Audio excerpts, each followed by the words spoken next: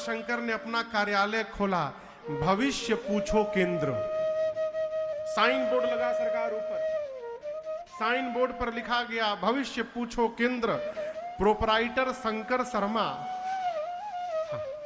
असहायक काकभुसुंडी पांडे।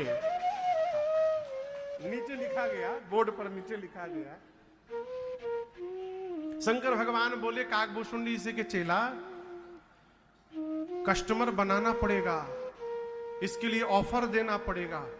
एक काम करो, सवेरे सवेरे जाकर सरजू जी के घाट पर प्रचार करो, 1 महीने तक गुरु जी फीस नहीं लेंगे, बिना फीस लिए भविष्य बताएंगे। भारत में फ्री के नाम पर का हो जा रहा है दिल्ली में, आप लोग देख ही रहे हैं। खाली फ्री बोल दीजिए बस, आदमी कहीं दबाने को तैयार नहीं। अरे एक महात्मा तो कहते थे कि फ्री में यदि फिनाइल मिले तो लोग वो भी पीने को तैयार हो जाएंगे, भीतर साफ कर देगा पूरा।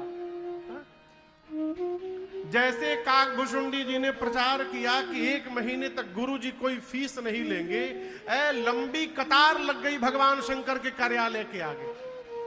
और अब बाबा को क्या देखना है हो, शंकर भगवान हाथ पकड़ते थे, अब बोलना शुरू कर देते। वो तो त्रिकालदर्शी है। पराठा खा के आए हो तुम आज, परसों स्कूटी से गिरे भी थे तुम, बच गए, ये हुआ वो हुआ। भगवान शंकर हाथ पकड़ते थे, बोलने लगते थे। देखते देखते बाबा की इतनी ख्याति हो गई, रात में 12 बजे से लाइन लगने लगा कार्यालय के आगे। लोग आपन आपन चादर बिछाने लगे। बात पहुंची मां कौशल्या के पास। दासियों ने जाकर कहा, बहुत भारी पंडित जी आए हैं, शंकर शर्मा नाम है, चेला के साथ। हाथ पकड़ते हैं, सब बता देते हैं। कौशल्या मैया ने कहा, सेवकों को लेकर जाओ और पंडित जी को बुला कर लाओ, मुझे अपने राम के भाग्य के बारे में पूछना है। शंकर भगवान कार्यालय खोल के देख रहे थे हाथ। तब तक महल के सेवक पहुंचे, जाकर भीड़ हटाकर पहुंचे कार्यालय में। लोग बोले ओवरटेक न करिए, लाइन में आइए। बोले हम हाथ दिखाने नहीं आए हैं। जाकर सेवकों ने कहा कि आप में से शंकर शर्मा कौन है? बाबा बोले I am the Shankar Sharma, मैं हूं शंकर शर्मा, ये हमारा चेला भुसुंडी नारायण पांडे, बताइए क्या बात है। सेवकों ने कहा कि चलिए महारानी ने बुलवाया है, उनके लल्ला का भाग्य बताना है आपको। जैसे बाबा सुने, काकभुसुंडी जी से बोले, चेला जल्दी पोथी पतरा बंद कर चले के ही जा से। अब जो लोग 12 बजे से लाइन लगाए हैं, वो बोले बाबा कहां चले, हमारा भाग्य कौन बताएगा? शंकर जी बोले तहार भाग तुम जानो, अब मैं अपना भाग्य दर्शन करने जा रहा हूं, अब मैं रुकने वाला नहीं हूं यहां पर। है बाबा काकभुसुंडी जी को लेकर पहुंचे महल के द्वार पर।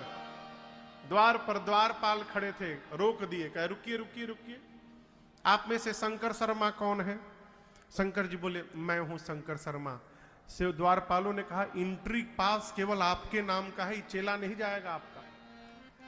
बाबा बोले कोई बात नहीं, चेला को बाहर बिठाइए, भूज पूड़ी खिलाइएगा।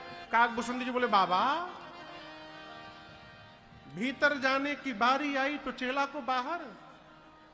बाबा बोले तुम्हारे चक्कर में हम अटक जाएंगे, एक बार हमको भीतर जाने दो, कोई ना कोई गणित लगा के बुला लूंगा तुमको।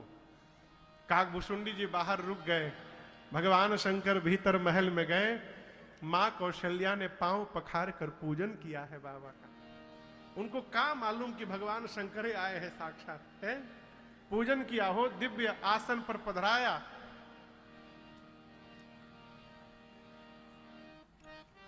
गोद में लेकर मेरी मां भगवान रघुनाथ जी को आई। अब आप दर्शन करिए, जैसे बाबा ने रघुनाथ जी को, राघव जी को देखा हो, बाबा गदगद हो गए। लेकिन भगवान शंकर को उसी क्षण काकभुसुंडी जी की याद आ गई। अरे हम तो दर्शन कर रहे हैं, हमारा चेला दर्शन से वंचित रह गया है, बाहर बैठा है। मां ने लाकर कहा कि मेरे लल्ला का भाग्य बताइएगा बाबा। शंकर जी बोले महारानी बता तो देता, लेकिन एक समस्या है थोड़ी। मां पूछी क्या समस्या है? बाबा बोले ऐसा है कि हमार सब पोथी पतरा लेकर हमार चेला झोली लेकर बाहर खड़ा है। अब जब तक चेला पोथी लेके आएगा नहीं हम बताएंगे का। माँ बोली उनको बुलवाना है का। बाबा बोले बड़ी कृपा होती। स्पेशल एंट्री हुई काग भुसुंडी जी की। काग भुसुंडी जी जैसे भीतर घुसे मन ही मन बोले जय हो प्रभु, अपने अपने साथ हमको भी आपने कृतार्थ कर दिया बाबा, आपकी जय हो। हारा हारा महादेव। काग भुसुंडी जी आए, प्रणाम करके खड़े हो गए। मां कौशल्या ने